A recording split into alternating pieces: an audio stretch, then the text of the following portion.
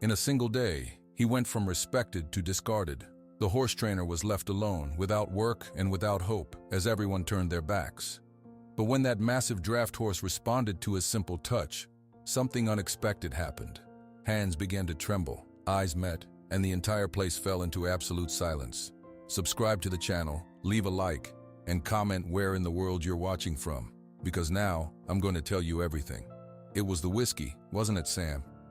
Sam Clayton stood in the thick dust of the Big Sky Ranch yard. The air still smelled like smoke. It was 2 days after the fire. His boss, Mr. Thaddeus Jenkins, looked at him with hard eyes. The morning sun was too bright. "No, sir," Sam said. His voice was quiet. "I don't drink on the job, you know that."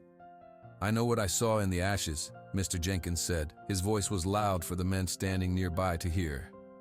"I know the fire marshal found a lantern knocked over by the tack room. Your tack room." Sam felt his breath catch. He counted in his head. Asterisk in, 2, 3, 4. Out, 2, 3, 4. That lantern was old. The base was cracked. I told Hank about it last week. He said he'd order a new one. Hank doesn't remember that conversation. Mr. Jenkins spread his hands wide. He looked at the other ranch hands. They looked at the ground. "All anyone remembers is you stumbling out of the bunkhouse after midnight, heading toward the barn." "I heard a noise," Sam said. "I went to check on the new mare. She was colicky. I was worried." "And you just left a lit lantern next to dry hay?" Mr. Jenkins shook his head. He made a sad sound with his tongue. "A good hand, Sam, but a careless mistake. A drunk, careless mistake." "I wasn't drunk." Sam's words felt weak. They vanished into the wide Montana sky. "Your things are packed," Mr. Jenkins said. His tone was final. "Your last check is on the bunkhouse steps. You're not to set foot on Jenkins' property again. I'll be informing the town. For the safety of every ranch here, they need to know what kind of man you are." Sam's world cracked open. He looked at the faces of the men he had worked with for 5 years. They would not meet his eye. He was already gone. The town of Cedar Ridge was small. News traveled fast. By the time Sam drove his old truck to the diner for coffee the next morning, everyone knew. He sat at the counter. The usual chatter stopped. The waitress, Becky, who always called him Honey, walked over. She did not smile. "We're out of coffee," she said. She looked past his shoulder. "The pot is right there," Sam said. "It's full." "It's for paying customers," Becky said. Her face was pink. "Not for people who burned down the best barn in the county." Sam left. He walked down Main Street. People turned away. Mrs. Ellis from the feed store pulled her little boy close as Sam passed. Sam went to the bank to cash his last check. The teller took the paper with 2 fingers, like it was dirty. "Might take a minute," the teller said. He walked to the back and did not return for a long time. Sam's room above the garage was gone. Old Man Miller said he needed the space. Sam loaded his few things into his truck: a saddle, his boots, some clothes, a photo of his dad. He had nowhere to go. He spent the first night in his truck by the river. The second night, a sheriff's deputy knocked on the window. "Can't sleep here, Sam. Town ordinance." "Where can I go?" Sam asked. "Not here," the deputy said. He looked sorry, but he did not change his mind. Sam drove. He slept in his truck in empty fields. He ate gas station food. His money was almost gone. He saw a help wanted sign stuck to a fence post with wire. The letters were faded. It flapped in the wind. The sign said, "Hand needed. Second Chance Stables. Room in small pay. Ask for Maria." Sam did not know the place. He followed the directions on the sign. The roads got smaller and dustier. The Big Sky of Montana felt heavier here. After many miles, he saw a fence. The fence was broken in places. Behind it stood a sagging barn and a small, crooked house. A sign on the gate read, "Second Chance Stables." The paint was peeling. Sam pulled his truck to a stop. The dust from the road settled on the windshield. He sat for a moment. He counted his breaths. Asterisk in, 2, 3, 4. He had no other options. This was the last place left. He opened the truck door. The sound of a screen door slamming made him look up. A woman with dark hair and a messy bun walked toward him. She wiped her hands on her dirty jeans. She looked tired, but her eyes were kind. "You lost?" she asked. "I saw the sign," Sam said. He pointed a thumb back at the road. "The help wanted sign." The woman looked him up and down. She saw the dust, the tired lines on his face, the way he held his body like he was waiting for a blow. "You know horses?" she asked. "Yes, ma'am," Sam said. "I'm Maria Flores," she said. She did not offer her hand. "The pay is very small. The room is above the tack shed. It's not much. The work is hard. We take in the ones nobody wants." Sam nodded. He looked past her at the quiet, rundown farm. It was the opposite of Big Sky Ranch. There was no pride here, only survival. "Why here?" Maria asked. Her gaze was sharp. A man who knows horses could find work on a dozen ranches. Sam met her eyes for a second, then looked at the ground near her boots. "I can't work on any of those ranches." Maria was silent. The wind blew across the plain. Then she gave one slow nod. "I heard a story from town," she said, "about a fire." Sam said nothing. He waited for her to tell him to leave. "I don't care much for town stories," Maria said finally. "I care what the animals tell me. Can you start today?" The weight on Sam's chest felt a little lighter. It was not trust, it was a chance. "Yes," he said, "I can start." "Good," Maria said. She turned and walked toward the barn. "Unload your things, then meet me in the main barn. I'll show you around. You should meet everyone, especially Duke." Sam did not know who Duke was. He did not ask. He took his bag from the truck and walked toward the small tack shed. A window was cracked. The steps creaked. It was a room. It was a start. He had a job for now. He had a place to sleep. He did not know about the huge, scared horse waiting for him in the dark barn. He did not know that his life was about to change forever. He just walked into the shady barn, ready to meet whatever came next. Maria led Sam into the main barn. The air inside was cool and smelled of hay, animal sweat, and medicine. The light was dim, coming from a few dusty windows. "This is the main room," Maria said. Her voice was calm. "We have 10 horses here right now. All of them have a story." Sam looked down the row of stalls. He saw an old paint horse with a swayed back. A skinny pony chewed slowly on some hay. In another stall, a younger mare had a long, jagged scar across her shoulder. Every animal watched him with quiet eyes. "That's Bella," Maria said, pointing to the scarred mare. "She was in a trailer accident. Her owner passed away. No one wanted a horse that looked like that." She walked to the next stall. "This is Rusty. He's blind in one eye. Kids used to throw rocks at him over a fence." Sam nodded. He understood. These were not useful animals. They were broken things. He felt a familiar ache in his chest. "Work is simple," Maria said. "You feed them in the morning and evening. You clean the stalls, you brush them, you check their water. Some need special medicine. I will show you. The most important thing is patience. They are not tools, they are guests." "I understand," Sam said. "Good." Maria looked at him. "There is one more, in the last stall. He is different." They walked to the far end of the barn. This stall was bigger and darker than the others. The top half of the door was closed. Maria stopped a few feet away. "His name is Duke," she said. "You do not go in there, not yet." Sam stepped closer. He peered through the slats in the lower part of the door. In the shadows, he saw a shape. It was huge. It was a draft horse, a bay color, with muscles like stones. The horse stood perfectly still in the back corner. Sam could see the white of one eye watching him. "He came from a circus that went broke," Maria said. "Then he went to a rancher who did not know what to do with him. The man tried to break him with chains and yelling. It did not work. It made things worse. The rancher said Duke was a monster. He said the horse was mean and untrainable. He gave him to me to get rid of him." Sam did not speak. He kept looking at the horse. Duke's head was high. His ears were pinned back flat against his skull. His nostrils were wide. He was not moving. "He looks scared," Sam said quietly. "He is terrified," Maria corrected him. "And because he is so big and so scared, he is dangerous. He has kicked through a stall door before. He rears up if you come near him with a rope. I feed him and give him water, but I'm very careful. No one else goes near him." Sam watched the horse breathe. Each breath was deep and slow. It was the breath of an animal waiting for a threat. Sam knew that feeling. "What will happen to him?" Sam asked. Maria sighed. "I do not know. He is too difficult to adopt out. No one wants a horse like this. I keep him because I have nowhere else to send him." But it is not a life standing in the dark all day. Sometimes I think the kindest thing would be to let him go." Sam knew what she meant.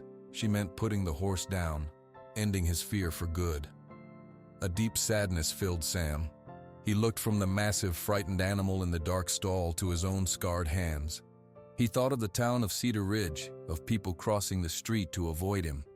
He thought of the word monster that Mr. Jenkins had used about him too, in a different way. He was alone. The horse was alone. People had given up on both of them. "He is not mean," Sam said, more to himself than to Maria. "What was that?" Maria asked. Sam turned to look at her. "You said the rancher thought he was mean, but he is not. He is just lost." Maria studied Sam's face for a long moment. She saw something in his eyes. "You see that?" "I do," Sam said. Maria nodded slowly. "Your job is with the other animals, for now. Leave Duke to me. Understood?" "Understood," Sam said. But as he followed Maria back down the barn aisle to get a pitchfork, Sam's mind stayed in the dark stall. He could not explain it, but he felt a pull toward the huge horse. It was a feeling deep in his gut. It was not about training or fixing. It was about recognizing a soul that was as bruised as his own. That afternoon, Sam cleaned stalls. He filled water buckets. He brushed the old paint horse. He worked in silence. Every time he passed the last stall, he slowed down. He did not look directly inside, but he felt Duke's presence. It was like a quiet thunder in the back of the barn. At the end of the day, Sam was sore and dusty. Maria gave him a key to the room above the tack shed. "We start early," she said. "The sun is up at 5. "I will be ready," Sam said. He walked to his new room. It was small and hot, but it had a bed and a window. He sat on the bed and listened to the sounds of the farm. He heard a horse whinny. He heard the wind. He thought about Duke standing in the dark. He thought about being alone and having everyone think you are something you are not. Sam lay back on the thin mattress. He stared at the ceiling. For the first time since the fire, he was not thinking about the past. He was not thinking about Mr. Jenkins or the town. He was thinking about a horse with scared eyes. He was thinking about tomorrow. The next morning, Sam started his chores before the sun was fully up. He fed the horses, his movements slow and quiet. His eyes kept drifting to the last stall. Duke was already standing in the same corner, a dark shape in the shadows. Maria came in as Sam was sweeping the aisle. She watched him for a moment. "You're thinking about him," she said. It was not a question. Sam leaned on the broom. I don't like seeing him stand in the dark all day. It's not right." "It's safe," Maria said, "for him and for us." "Is it?" Sam asked. He looked at her. "You said it yourself. Standing there alone is not a life." Maria crossed her arms. "What are you suggesting, Sam?" "I don't know," he said, "but I want to try something. I want to just go in there, not to do anything, just to be there." "That's a very bad idea," Maria said. Her voice was firm. "He is 1,500 pounds of scared muscle. He could kill you without meaning to. I won't have a rope. I won't have anything. I'll just stand by the door." Sam's voice was calm. He had made up his mind. Maria was silent for a long time. She looked at Sam's steady hands, at the calm set of his shoulders. She looked at Duke's stall, a place of quiet fear. "If you do this," she said finally, "you do it when I am here. You do not go in the stall. You stand just inside the door. If he pins his ears or stomps, you come out, immediately. Do you understand?" "Yes," Sam said. "Okay," Maria sighed. "Not now. This afternoon, after the work is done, when it's quiet." The hours moved slowly. Sam cleaned every stall with extra care. He brushed Bella until her coat shone. He kept his mind on his tasks, but his heart was beating a little faster. In the late afternoon, the farm was still. The other horses dozed in their stalls. Maria stood at the far end of the barn aisle, her arms still crossed. She gave Sam a single nod. Sam walked to Duke's stall.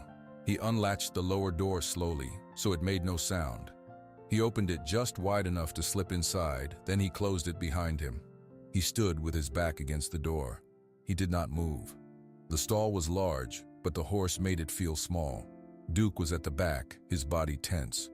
He swung his huge head towards Sam. His eyes were wide, showing white all around. He let out a sharp, loud snort. Sam did not move. He kept his hands at his sides. He looked at Duke's shoulder, not directly into his eyes. He breathed slowly. Asterisk in, 2, 3, 4, out, 2, 3, 4. Duke stomped one heavy front foot. The sound was like a hammer on the earth floor. He shook his head, his mane flying. Sam did not move. He did not speak. He just stood. A minute passed, then another.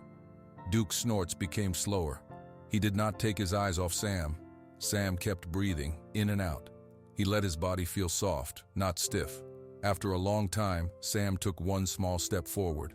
Just one. Duke tensed again. He raised his head high. Sam stopped. He waited. He counted his breaths again. When Duke's head lowered just a little, Sam took another small step. Now he was in the middle of the stall. He was still far from the horse, but he was inside. The air felt different. It was full of Duke's fear and Sam's quiet hope. Sam very slowly lifted his right hand.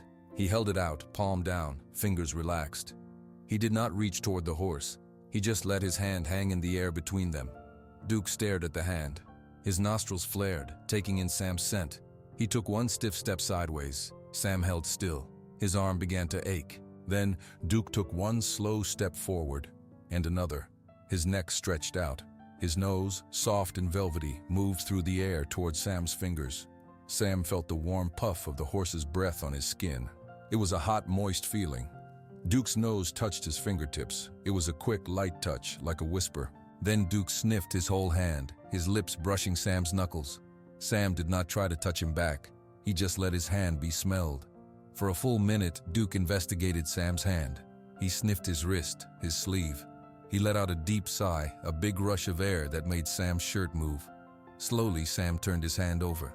He opened his fingers. His palm was empty. Duke nudged the open palm with his nose.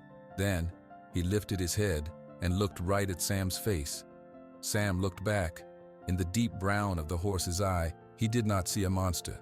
He saw confusion. He saw a question.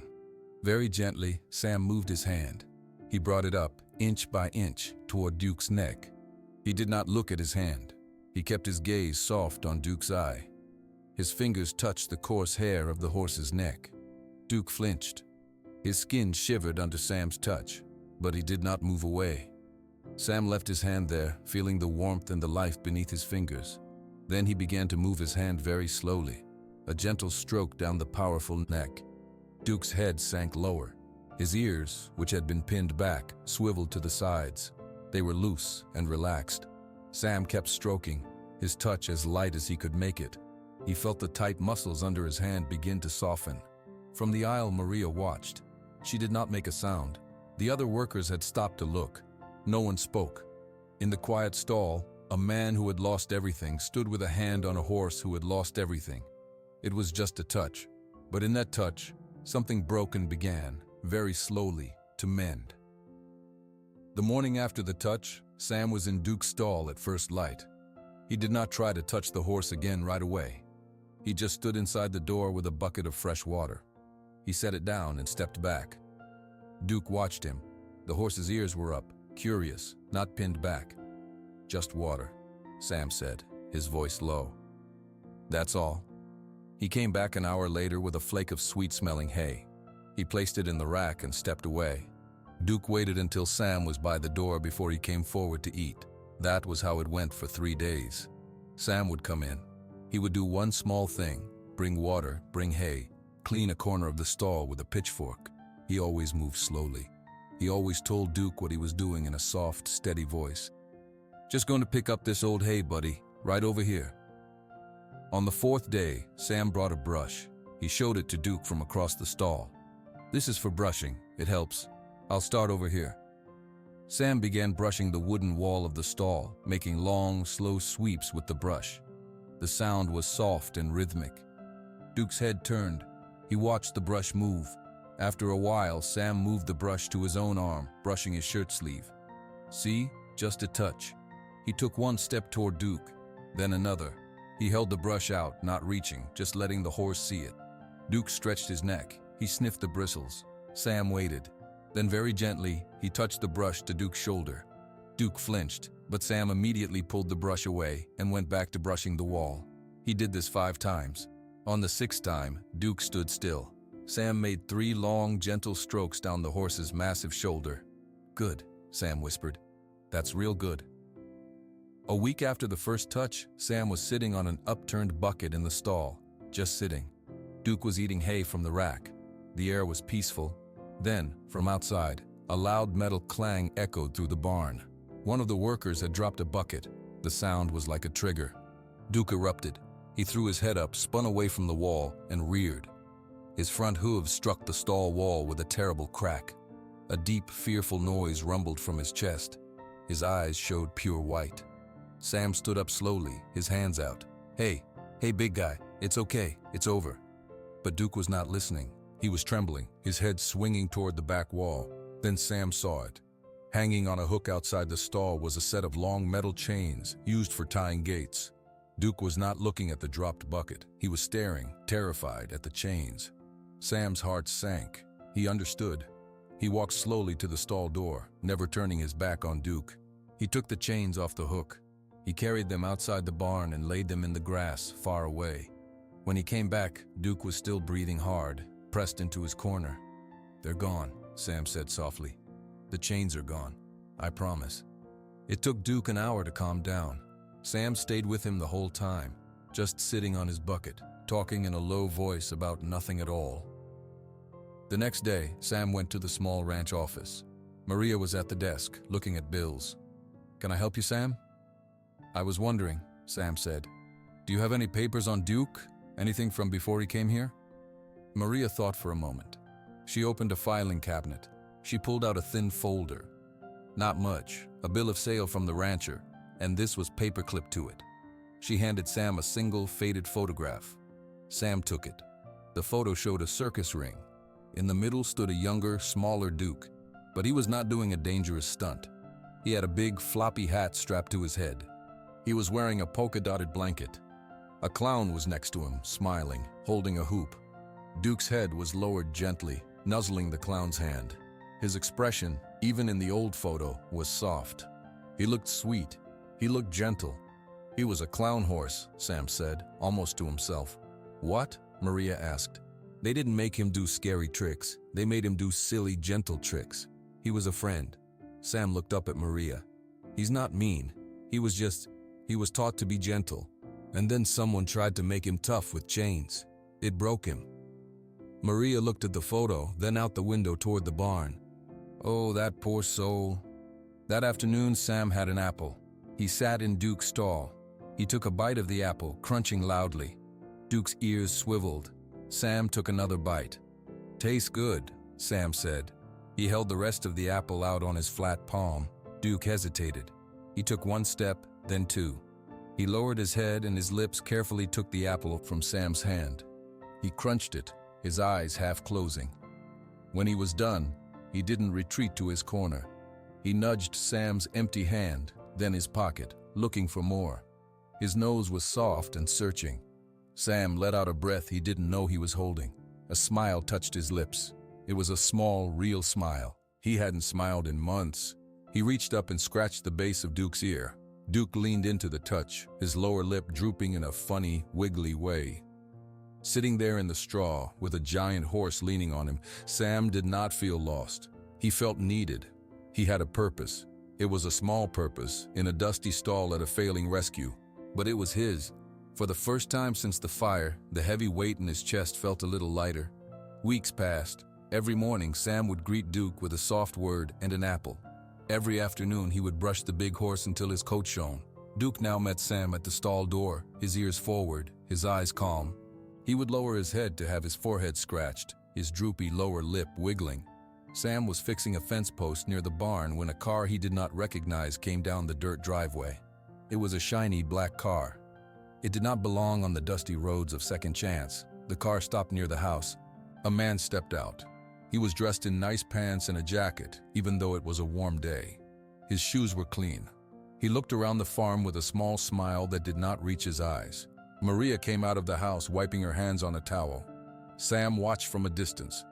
"Good afternoon," the man said. His voice was smooth. "You must be Maria Flores, Milo Finch." I called about the draft horse. Oh, Maria said. She nodded slowly. Yes, the one who was asking about Duke. That's right, Milo Finch said. He looked toward the main barn. May I see him? Maria hesitated. She glanced over at Sam, then she nodded. This way. Sam felt a cold knot form in his stomach. He put down his tools and followed them into the barn, staying a few steps behind. Maria led Milo to Duke's stall. Duke was dozing, one hind leg relaxed. At the sound of new footsteps, his head came up. He saw the stranger and took a step back into his stall, his body growing tense. My, Milo said, his smile widening. He is a magnificent animal. Look at the size of him. Perfect. Perfect for what? Sam asked from the aisle. Milo turned, noticing Sam for the first time. He looked Sam up and down, taking in his worn clothes and dusty boots. And you are? Sam Clayton. I work with Duke. I see, Milo said, turning back to the horse. Well, Sam, he's perfect for spectacle. I'm starting a new venture, a premium rodeo and show circuit. We need a main attraction, a star, a horse that makes people say wow just by walking into an arena. This big fellow, people would pay to see him. See him do what? Sam asked. His voice was tight. Whatever we train him to do, Milo said with a casual wave of his hand. Buck, rear, act wild. He has the look, that scared, dangerous look. We can play that up. He's not dangerous, Sam said, stepping closer. He's gentle. Milo chuckled. He's a giant draft horse who used to be with the circus. Gentle doesn't sell tickets. Drama does. He turned to Maria. I'll be frank, Miss Flores. I know this is a rescue. I know money is tight. I am prepared to offer you $5,000 for him. Cash. Maria's breath caught. She stared at Milo. 5,000? That's right. Today. You can fix a lot of fences and buy a lot of feed with that. Sam saw the conflict on Maria's face. He saw her eyes dart to the sagging roof of the barn, to the empty feed bags stacked by the wall. That money could save Second Chance for months. Maria, no, Sam said. He moved between her and Milo. You can't. You know what he'll do to him. Loud music, crowds, people wanting him to be scary. It will destroy him.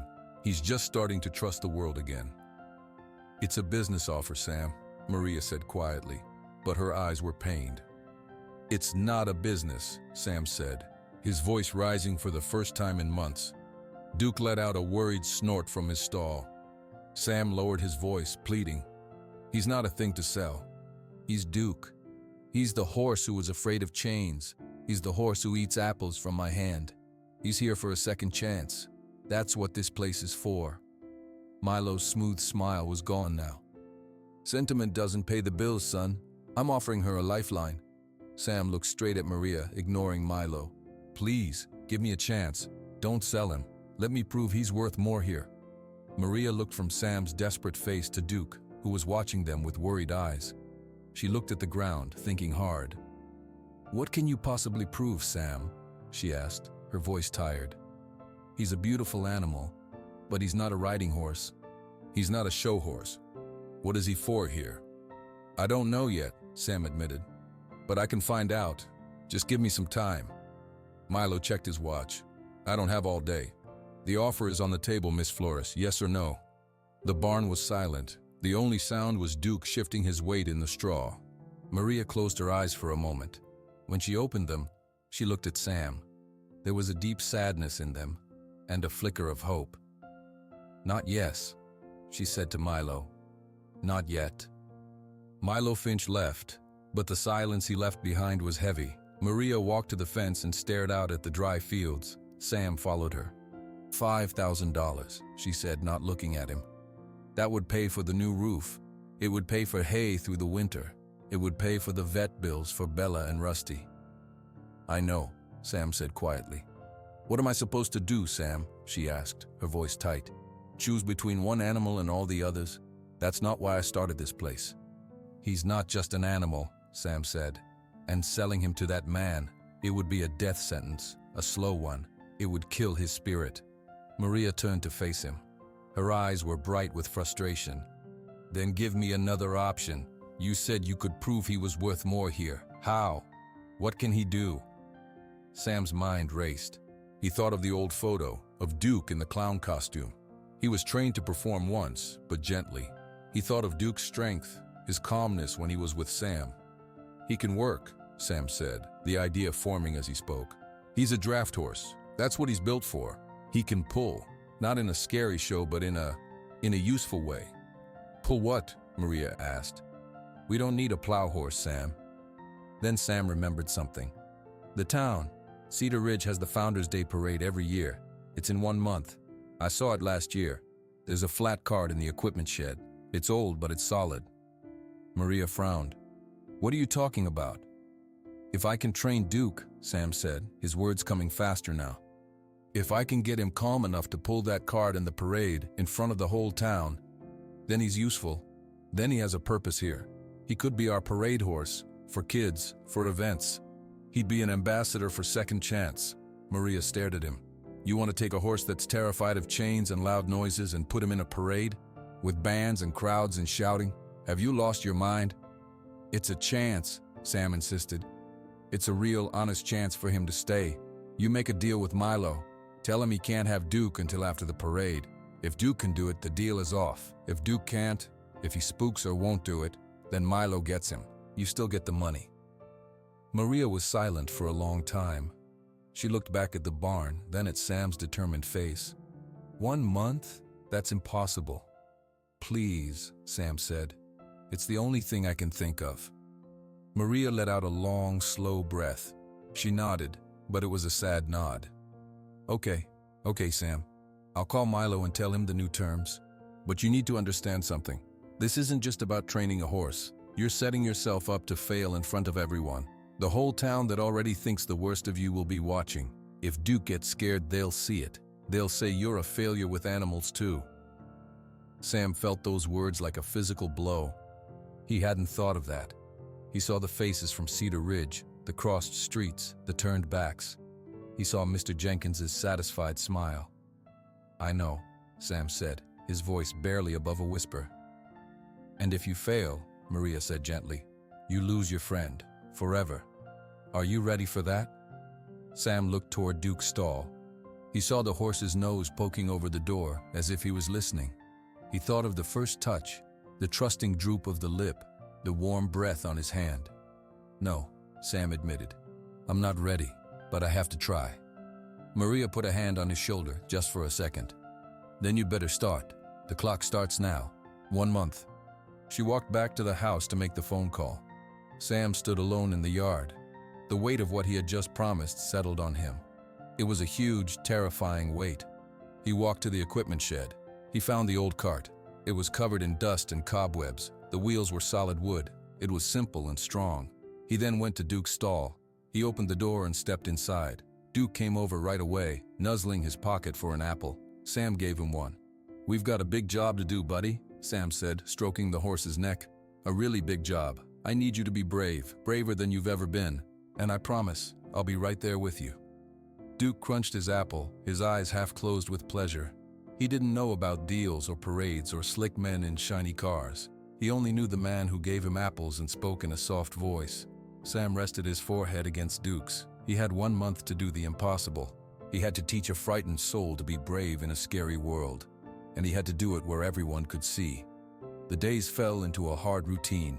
From sunup to sundown, Sam worked with Duke. He started with the harness, letting the leather straps lie on the ground for Duke to sniff. He draped them over the horse's back without buckling them, just letting him feel the weight. "See? Just straps.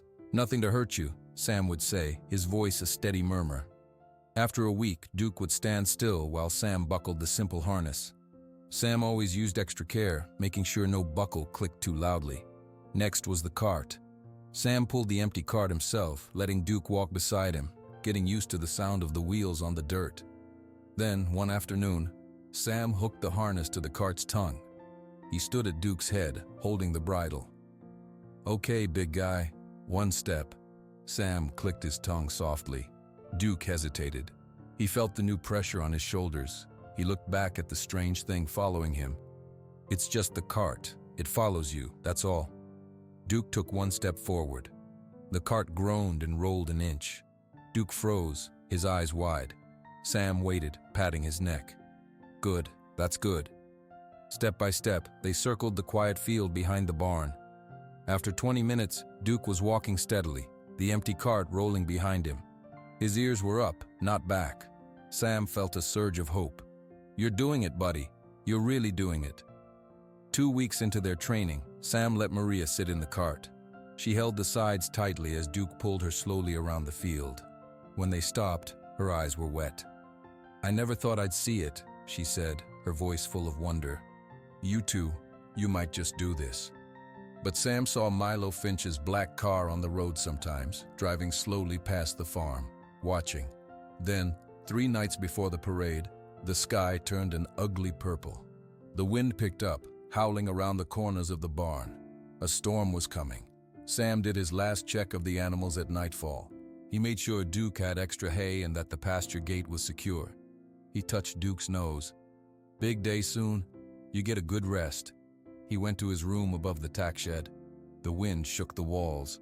Rain began to beat on the roof. The crash of thunder woke him in the middle of the night. It was a huge, cracking sound. Sam sat bolt upright. His first thought was Duke. He pulled on his boots and ran outside into the pouring rain. The wind nearly knocked him over. He fought his way to the pasture, the beam of his flashlight cutting through the dark. The gate was wide open, not just unlatched. The wooden post was split. The wire fence was cut, cleanly, in a long line. Duke was gone. "Maria!" Sam yelled, running back to the house. He banged on the door. "Duke's out! The fence is cut!" Maria opened the door, her face pale. "Cut? Who would—" "There's no time!" Sam shouted over the wind. "I have to find him." He grabbed a lead rope and a heavier coat. He took the farm's old truck, its headlights struggling against the slashing rain. He drove down the muddy driveway, peering into the darkness. He drove for hours. Down empty back roads, through stands of trees, his heart hammering against his ribs. He called Duke's name until his voice was hoarse, but the storm stole the sound. As the sky began to lighten to a dull gray, Sam was soaked and shaking with cold and fear. He had found nothing. He turned the truck toward the wild hills north of the farm, a place of deep ravines and thick brush. He parked and walked, his feet sinking in the mud. He called again, his voice breaking. "Duke, please, boy." Then he heard it, a faint, worried nicker. It came from a deep ravine, now a channel of rushing water. Sam scrambled down the slippery side.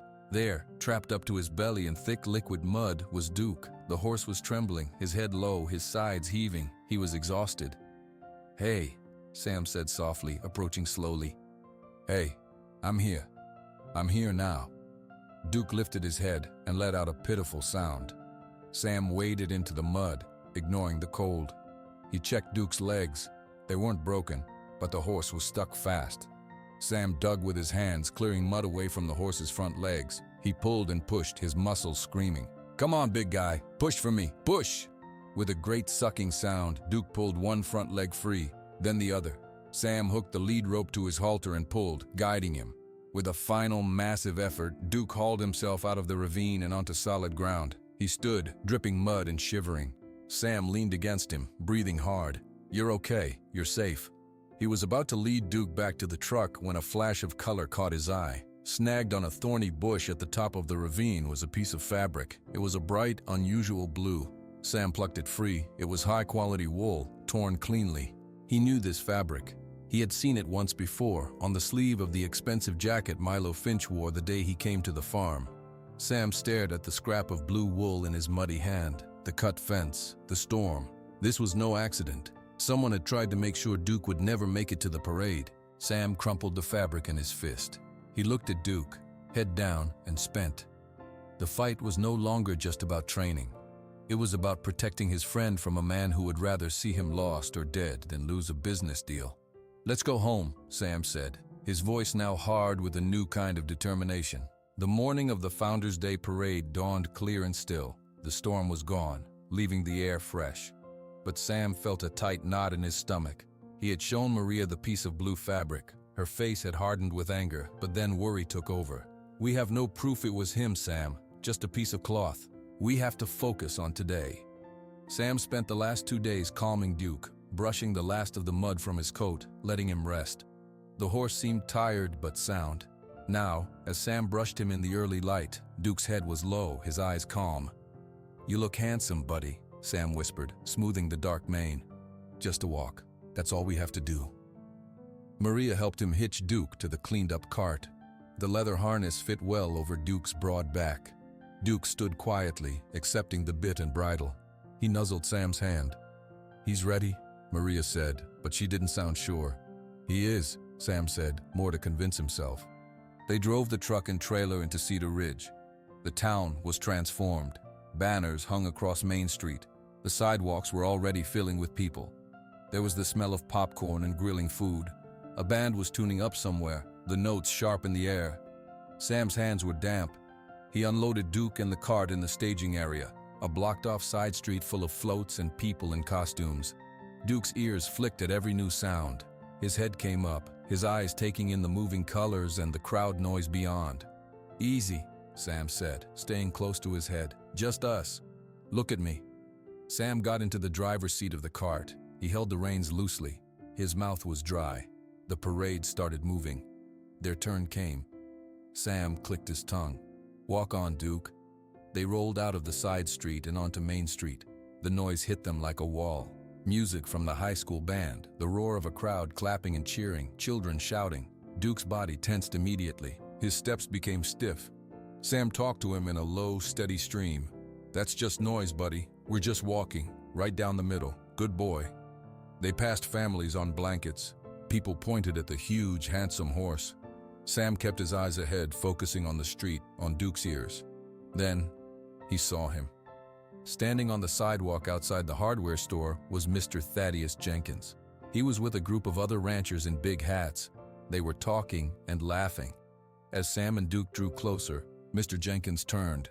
His eyes found Sam. His smile faded into a look of cold amusement. He said something to the men next to him.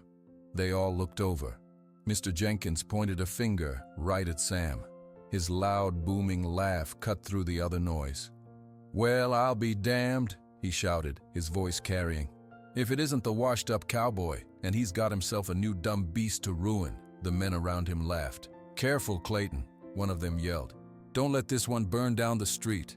The loud, mocking voice, the pointing finger, the crowd of staring faces. It was too much. Duke stopped dead in the street. His head shot up. A sharp, frightened snort exploded from his nostrils. His eyes rolled, showing the whites. "No, Duke, no," Sam said, his voice urgent but soft. "Look at me. Don't listen to him." But Duke was back in his terror. He saw the pointing, heard the mean laughter. He reared. His massive front legs lifted off the ground. The cart tipped backward violently. People on the sidewalk screamed. The reins went tight in Sam's hands. For a second, the huge horse was a silhouette against the sky, poised in panic. Sam didn't pull. He didn't yell. He dropped the reins. He jumped down from the cart. He moved quickly to stand right in front of Duke as the horse's front feet slammed back to the pavement. The crowd gasped. Duke's head swung wildly, his breathing a loud, ragged roar.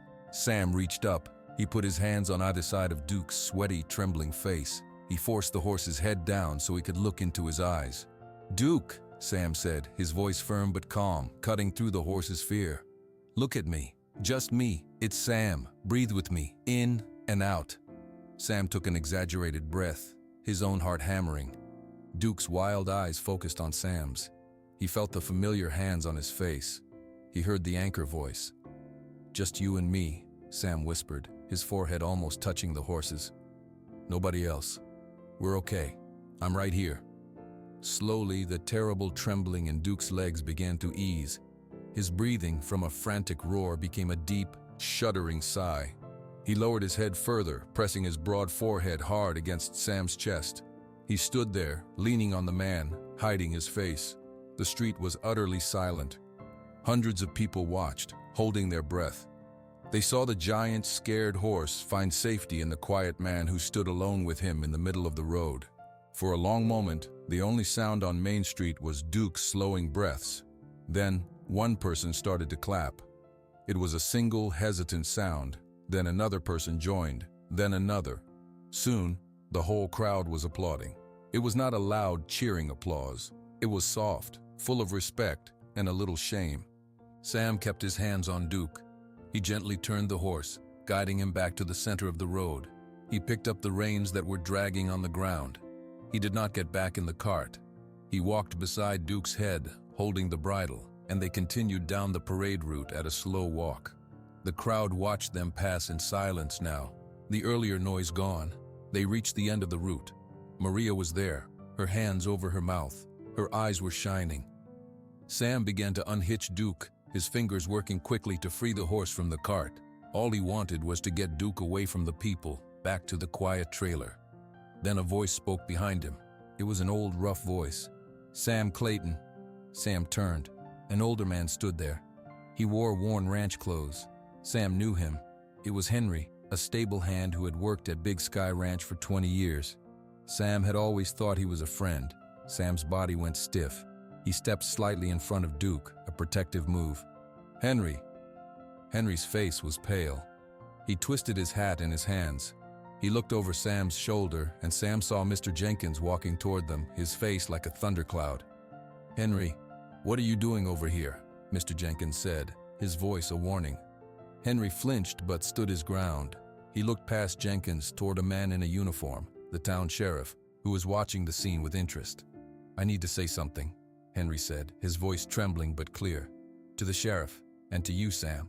"You don't need to say a damn thing," Jenkins snapped. "Yes, I do," Henry said.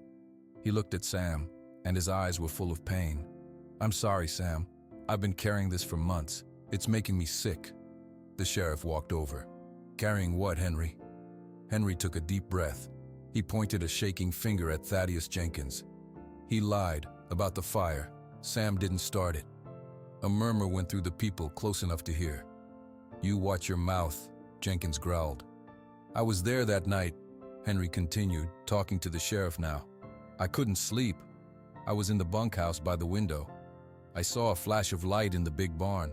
It wasn't from a lantern. It was a spark. It came from the old electric heater in the tack room. The one with the cracked plug. The one Mr. Jenkins refused to replace because he said it was too expensive." Jenkins's face went up from red to white. "That's a filthy lie." "Is it?" Henry asked. His voice grew stronger. "You told me the next morning to keep my mouth shut. You said if I valued my job and my pension, I'd say I saw Sam stumbling around with a bottle. You said it was better for the ranch's insurance if it was an employee's fault. You said Sam was alone, that no one would believe him over you." Henry looked at Sam, tears in his eyes. "And I was a coward. I was afraid. So I let them all think you did it. I am so sorry." The sheriff looked from Henry's broken face to Jenkins's furious one. "Thad, is this true?" Jenkins opened his mouth, but no sound came out. His eyes darted around at the gathering crowd. He saw the doubt, the turning faces. The truth was written all over him. Sam felt the world tilt. He leaned back against Duke's solid shoulder. The horse stood quietly, as if holding him up. The sheriff nodded slowly. "I think we need to go down to the station and have a long talk, Thaddeus. And I think the insurance company will be very interested in Henry's statement." As the sheriff led a sputtering Jenkins away, the crowd seemed to let out a collective breath. People looked at Sam. Their expressions were different now. There was pity, regret, embarrassment. Maria walked up to Sam and put a hand on his arm. "Sam, are you okay?" Sam looked at her. He looked at the people of Cedar Ridge. He felt no victory. He just felt tired and free. "Yeah," he said softly. He turned to Duke and rubbed the white stripe on his face. "We're okay now." The days after the parade were quiet at Second Chance Stables. The news about Mr. Jenkins spread through Cedar Ridge fast. Sam's name was cleared, but it did not feel like a celebration. It felt like a long, slow sigh. A few people from town came out to the farm. Mrs. Ellis from the feed store brought a pie. Becky from the diner left a note saying she was sorry. Sam thanked them, but he did not have much to say. The anger was gone, leaving only a tired kind of peace. One afternoon, Maria found Sam brushing Duke in the sunshine. Duke's coat was sleek, his eyes half closed with pleasure. "Sam," Maria said, "we need to talk about the future." Sam put the brush down. "Okay. The job I offered you," she said. "It's a real offer. Full-time, head trainer. This place needs someone with your patience. The animals, they trust you. I trust you." Sam looked at the kind, tired woman who had given him a chance when no one else would. He felt a deep gratitude, but he shook his head slowly. "Thank you, Maria. That means more than you know. But I can't." Maria looked surprised, then worried. "Is it about the town? Because people are sorry, Sam. They know they were wrong."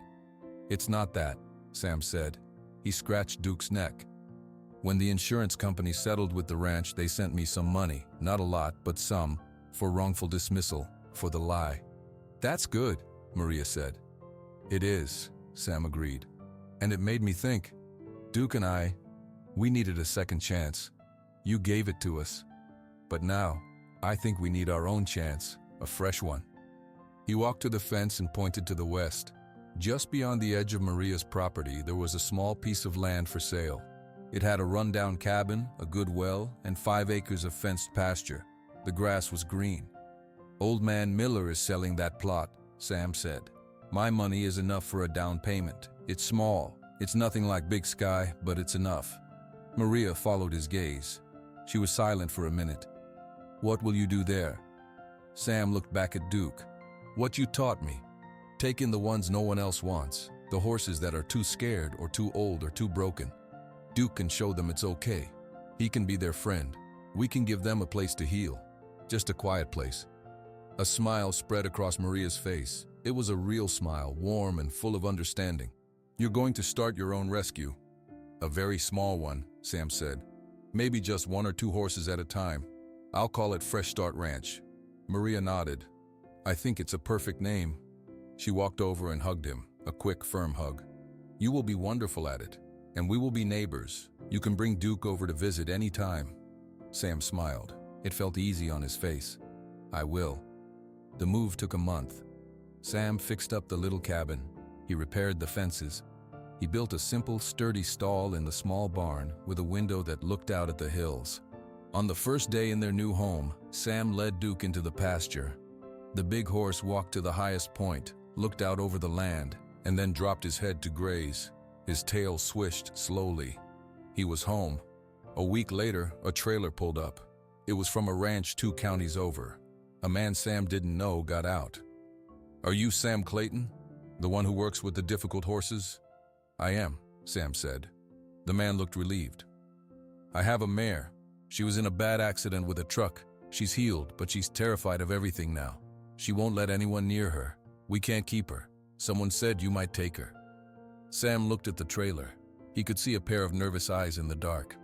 "Let's unload her," Sam said. He opened the pasture gate. Duke lifted his head from his grazing and watched as the new horse, skinny and trembling, was led into the field. She froze, her whole body shaking.